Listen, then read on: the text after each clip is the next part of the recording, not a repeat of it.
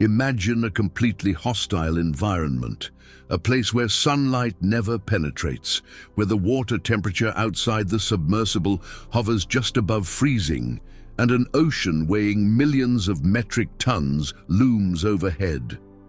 At a depth of just 400 meters, the pressure is such that every square centimeter bears a load of 40 kilograms.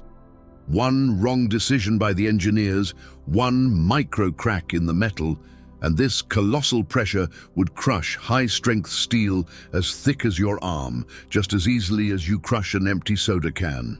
But right now, in the darkest and least explored corners of the world's oceans, the most complex machines ever created by humankind glide silently through the depths. In terms of their technological sophistication, they surpass space shuttles. And unlike space, which we actively study through telescopes, the ocean depths remain a zone of uncertainty for us. Humanity has more accurate maps of the surface of Mars than of the floor of our own ocean. And it is precisely in this blind spot that these steel giants operate. You've probably heard that a modern nuclear submarine can stay submerged for months on end. But have you ever wondered how that's even possible from a physics standpoint?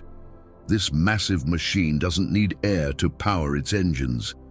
Hidden inside the hull is its own nuclear reactor, essentially a miniature power plant sealed within a secure capsule.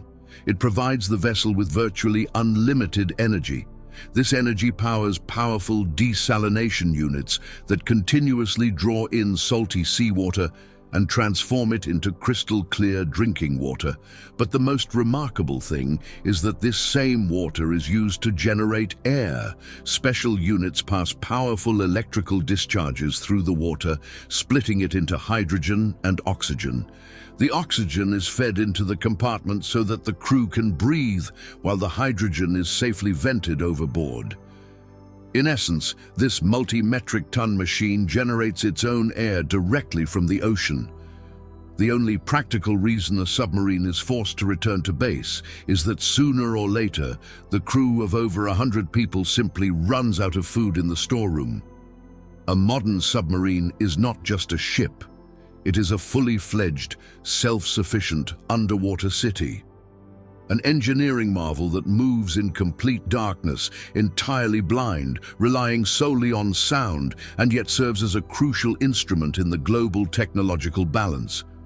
But how exactly do 10,000 metric tons of metal manage to hover in the depths of the water without sinking to the bottom or rising to the surface? How does the nuclear reactor, located just a few dozen meters from the crew's sleeping quarters, work? And why is it safe to be near it? How does a submarine manage to remain invisible to even the most advanced radars? And most importantly, how does the human psyche endure months of isolation inside a steel tube? Today we'll take a look inside. We'll break down the anatomy of a submarine down to the smallest details and show how engineering genius has overcome the extreme laws of nature. Get comfortable, seal the hatches. We're beginning our dive. The main question that comes to anyone's mind when they see this enormous steel structure weighing 10 to 12,000 metric tons is, how does this colossus even stay afloat? And most importantly, how does it manage to hover at a controlled depth, neither sinking like a stone to the bottom nor floating to the surface like a buoy? It's all about physics, or more precisely, a law we all learned in school, Archimedes' principle. But engineers have taken it to its absolute limit by dividing the submarine's hull into two key components. A modern submarine is built on the principle of a Russian nesting doll. It has two hulls, an outer and an inner one. The outer hull is called the light hull.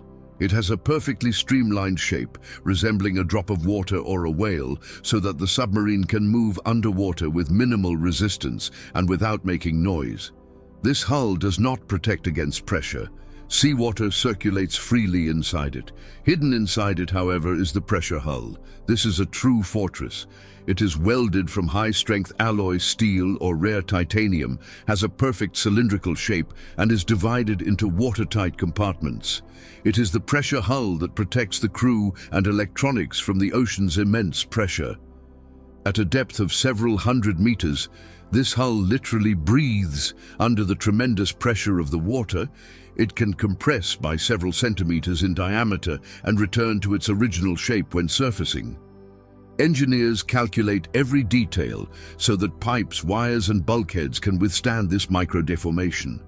Between the lightweight and sturdy hull lies what serves as the boat's equivalent of a fish's swim bladder, the main ballast tanks.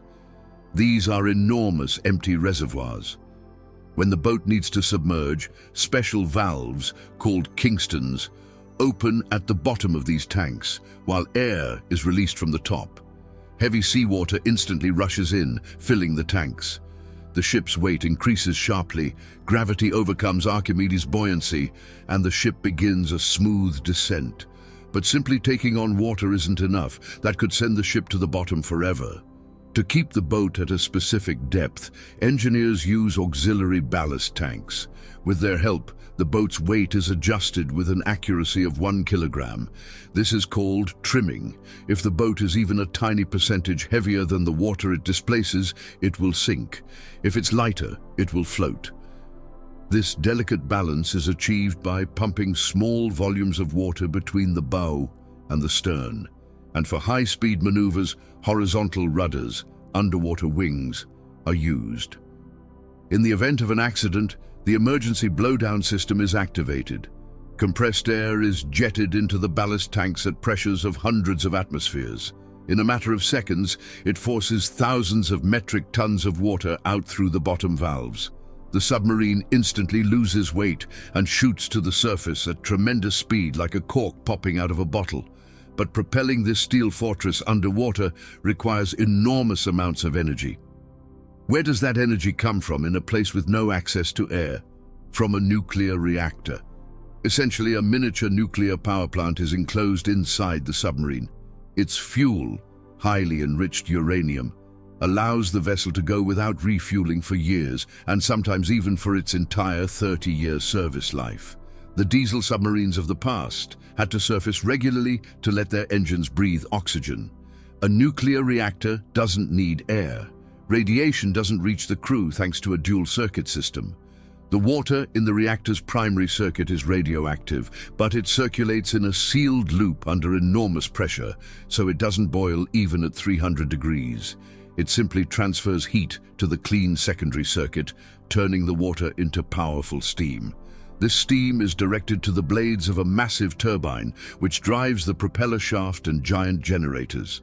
The reactor's shielding, composed of layers of steel, lead, and plastic, is so robust that a sailor in his cabin receives a lower radiation dose than the average city dweller. The reactor's boundless energy literally creates the conditions for life. It powers powerful desalination plants and life support systems. The air inside the submarine is monitored by automated systems more strictly than in the operating rooms of the world's best hospitals. Special chemical absorbers purify it every minute, removing carbon dioxide, oil vapors, and dust. The only downside to this air is that it is completely devoid of natural scents, and after a couple of weeks, the crew begins to forget what freshly cut grass or rain smells like. Underwater radar is useless. A submarine is completely blind and becomes a giant floating ear. Make a single sound, and you're dead. Turning on the sonar and emitting that cinematic ping is pure suicide. It's like turning on a bright flashlight in a dark room full of snipers. That's why 99% of the time, the sub operates in total silence. Noise in the ocean depths means death. To become invisible, the hull is wrapped in sound-absorbing stealth rubber, and all engines are suspended on powerful shock absorbers. Drop a wrench on the metal deck, and to an enemy computer dozens of miles away, it'll sound like a bell ringing. Now imagine this, 100 men locked in a cramped steel tube for 3 months. No sun, no fresh air. They sleep in 3 tiers using the hot bunk system. As soon as one goes on watch, another immediately takes his place. The bunk literally never cools down. In this terrifying isolation, the mind can't hold out, so food becomes the main legal antidepressant. Red caviar, chocolate, and the smell of fresh bread at night. These aren't luxuries, they're pure biology, designed to flood the brain with endorphins and save the crew from depression. But humans are the weakest and most demanding component of this machine. And right now, the rules of the game are changing. Engineers are removing humans from the equation by creating unmanned AI robots made of carbon fiber. They don't need oxygen or food. They're completely silent and can lie on the seafloor for months, blending in with the ocean. A modern submarine is the greatest triumph of physics and technology locked away in the depths. If you enjoyed this breakdown, give it a like, subscribe to the channel, and write in the comments. Which technology surprised you the most? Your engagement helps the algorithms. See you next time, Full Surface.